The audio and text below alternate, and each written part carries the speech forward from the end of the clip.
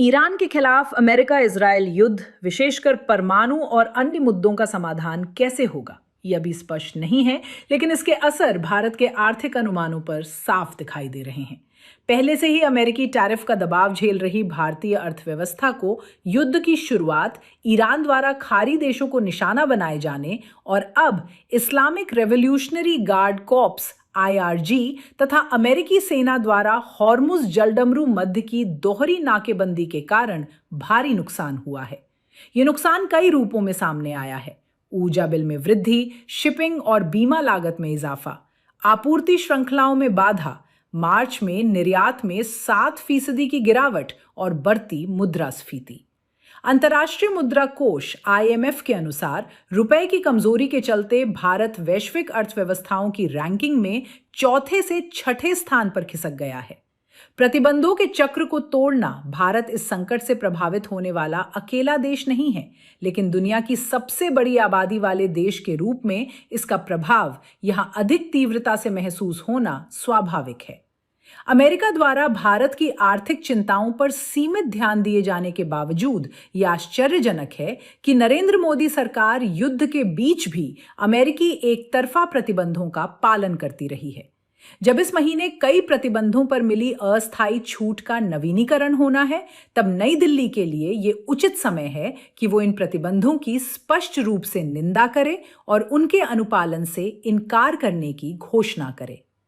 यदि हम उन अमेरिकी प्रतिबंधों की सूची पर नजर डालें जिनका भारत ने आंशिक या पूर्ण रूप से पालन किया है, तो तस्वीर चौंकाने वाली है। मई 2019 से तत्कालीन अमेरिकी राष्ट्रपति डोनाल्ड ट्रंप के दबाव में भारत ने ईरान और वेनेजुएला से तेल आयात बंद कर दिया था।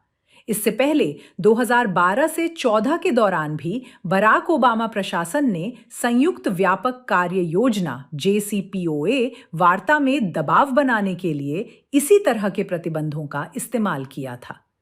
हालांकि भारत ने 2010 से 11 में लगभग 1.85 करोड़ टन से घटाकर 2013 से 14 में 1.1 करोड़ टन तक ईरानी तेल आयात कम किया, लेकिन इसे पूरी तरह बंद करने पर कभी सहमति नहीं दी।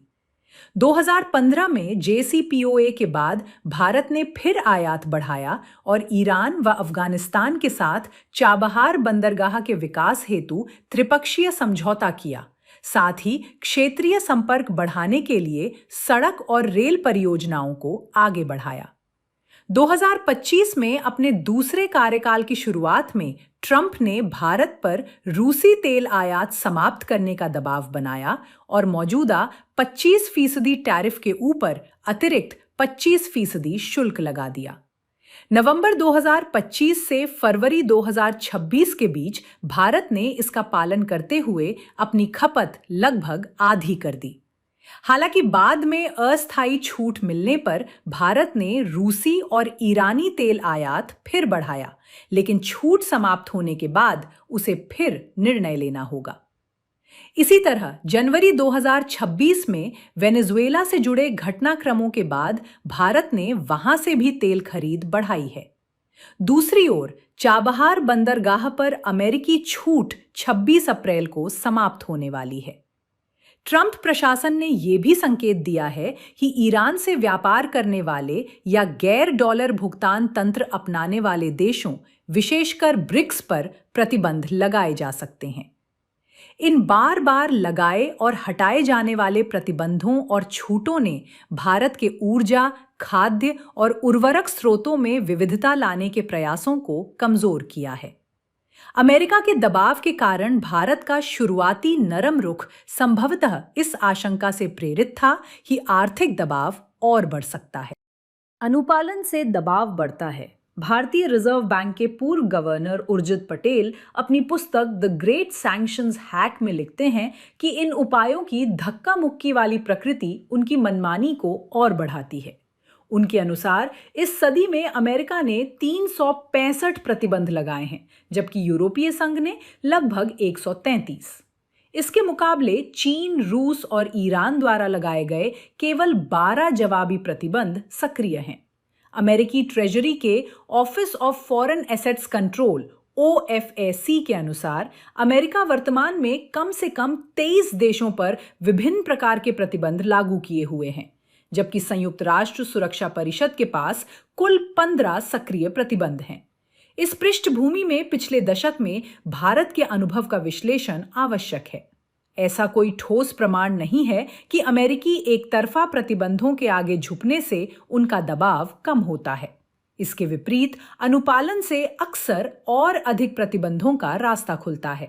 इसके उलट जब भारत ने CAATSA जैसे प्रतिबंधों की अनदेखी करते हुए 2018 में रूस से S-400 वायु रक्षा प्रणाली खरीदी, तो उसे किसी अमेरिकी दंड का सामना नहीं करना पड़ा और बाद में इसका रणनीतिक लाभ भी मिला।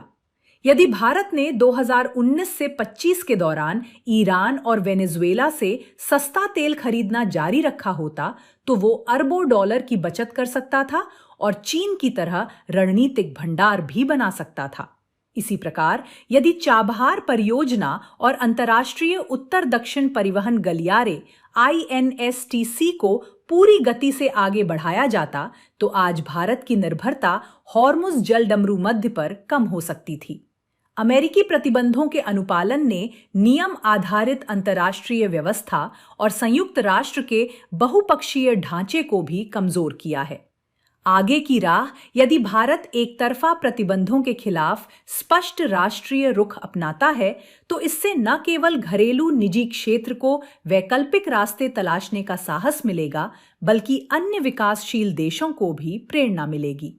सरकार के पास कई विकल्प हैं। ईरान के साथ रुपए रियाल व्यापार व्यवस्था को पुनर्जीवित करना, ब्रिक्स के भीतर वैकल्पिक भुगतान प्रणाली विकसित करना, एयर गैप्ड वित्तीय ढांचे का उपयोग और अक्षय ऊर्जा के विस्तार को तेज करना। हालांकि 2028 के संयुक्त राष्ट्र जलवायु सम्मेलन COP33 की मेजबानी की बोली वापस लेना एक चूका हुआ अवसर था, लेकिन भारत अन्य मंचों पर इस मुद्दे को उठा सकता है। इतिहास से सबक। 1966 में अमेरिकी राष्ट्रपति लिंडन जॉनसन ने फूड फॉर पीस PL 480 कार्यक्रम में संशोधन कर भारत को मिलने वाली खाद्यान्न सहायता को सीमित कर दिया था, जिससे भारत शिप टू माउथ स्थिति में आ गया था। ये कदम प्रधानमंत्री इंदिरा गांधी की मॉस्को यात्रा के बाद आया था, जब उन्होंने वियतनाम पर अमेरिकी बमबारी रोकने की अपील की थी।